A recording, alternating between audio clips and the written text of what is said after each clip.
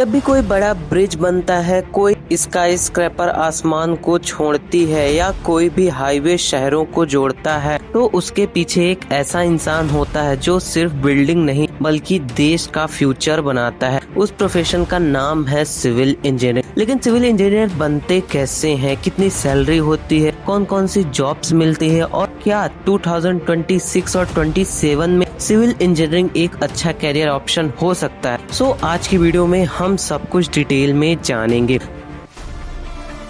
So hello guys, welcome back to my channel. आज हम बात करने वाले सिविल इंजीनियरिंग के बारे में। चाहे आप रोड ले लो, कंस्ट्रक्शन लाइंस ले लो, मेट्रो सिस्टम्स ले लो, मेट्रो ले लो या तो फिर रेलवे सिस्टम्स ले लो, या फिर आपके घर से लेके मेट्रो तक की जितनी भी कंस्ट्रक्शन से रिलेटेड काम होता है तो उसका डिजाइनिंग, प्लानिंग एंड उसका कंस्ट्रक्शन रिलेटेड वर्क एक सिविल इंजीनियर ही वर्क करता है। फर्स्टली सिविल इंजीनियरिंग क्या है? इंजीनियरिंग ब्रांचेस के हिस्ट्री की सबसे पुरानी ब्रांच है। इसे foundation of all engineering branches बोलते हैं। ये सभी इंजीनियरिंग ब्रांचों में से पुरानी ब्रांच है। फर्स्टली अब बात की जाए कि आप सिविल इंजीनियर कैसे बन सकते हैं, तो सिविल इंजीनियर बनने के लिए आपके पास दो ऑप्शन होते हैं। फर्स्टली आप 10th के बाद 3 ईयर डिप्लोमा कीजिए या आप 12th के बाद 4 ईयर बीटेक कीजिए।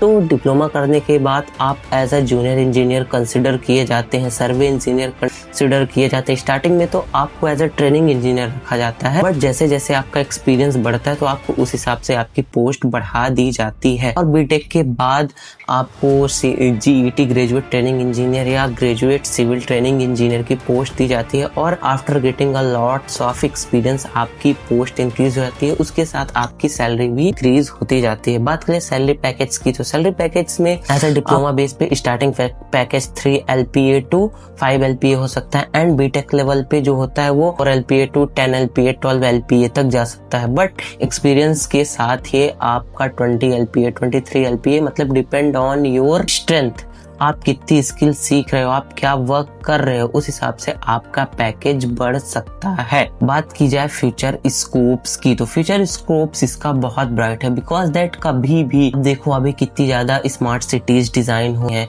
स्मार्ट सिटीज बन रही है, रेलवे स्ट्रक्चर्स बन रहे हैं, रेलवे का फाउंडेशन बन रहा है, अभी रिन्यूएबल एनर्जी सेक्टर्स के बहुत सारे इंफ्रास्ट्रक्चर डिजाइन हो रहे हैं। तो इन सब में प्लानिंग, एग्जीक्यूशन और डिजाइन करने के लिए एक सिविल इंजीनियर का ही योगदान होता है। इंजीनियरिंग करते टाइम आपको कौन कौन सी सब्जेक्ट्स पढ़नी पड़ती हैं, कौन कौन सी सब्जेक्ट आपको कॉलेजेस में पढ़ाई जाती हैं। यहाँ आप एडवांस सब्जेक्ट पढ़ते हैं, structural engineering, RCC design, surveying, जियो technical engineering, transportation engineering, environmental engineering. अब सवाल है सिविल इंजीनियरिंग क्या क्या पढ़ना पड़ता है। सिविल इंजीनियरिंग में कुछ इंपॉर्टेंट सब्जेक्ट्स होते हैं। सर्वेइंग, लैंड की मेजरमेंट और मैपिंग करना, modern tools, total station, GPS survey equipments, drone survey. Structural engineering में बिल्डिंग और ब्रिज की स्ट्रेंथ कैलकुलेट करना, ये इंश्योर करता है स्ट्रक्चर सेफ रहे। RCC design, reinforce, cement, concrete structures का डिजाइन, कॉलम, बीम्स और स्लैब्स का कैलकुलेशन इसी में होता है। Geotechnical engineering, soil testing और फाउंडेशन डिजाइन, बिल्डिंग खड़ी करने से पहले जमीन की क्वालिटी चेक करना बहुत जरूरी होता है। Transportation engineering, roads, highway,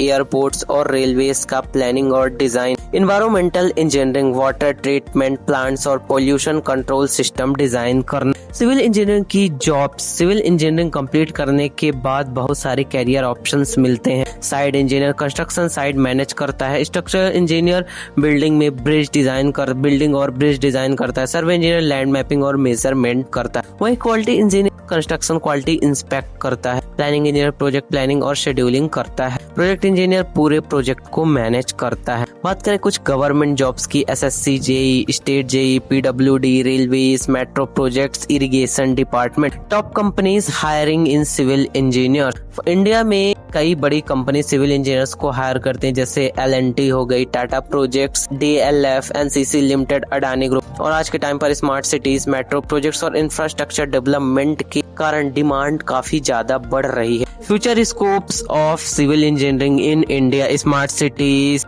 expressways, bullet train projects, metro explanation, renewable energy infrastructure and industrial corridors जैसे प्रोजेक्ट्स कंटिन्यूअसली चल रहे हैं। इसलिए सिविल इंजीनियर्स का स्कोप आने वाले सालों में बहुत ज्यादा स्ट्रॉन्ग रहने वाला है। दोस्तों, अगर आपको बिल्डिंग्स बनाना, प्रोजेक्ट्स प्लानिंग करना, इंफ्रास्ट्रक्चर डिजाइन करना, मैपिंग करना, कैड डिजाइनिंग वगैरह में आपका इंटरेस्ट है तो आपको डेफिनेटली सिविल इंजीनियरिंग पे जाना चाहिए। अपना वीडियो यहीं पे खत्म करते हैं, मिलते हैं नेक्स्ट वीडियो में। तब तक के लिए take care and bye bye.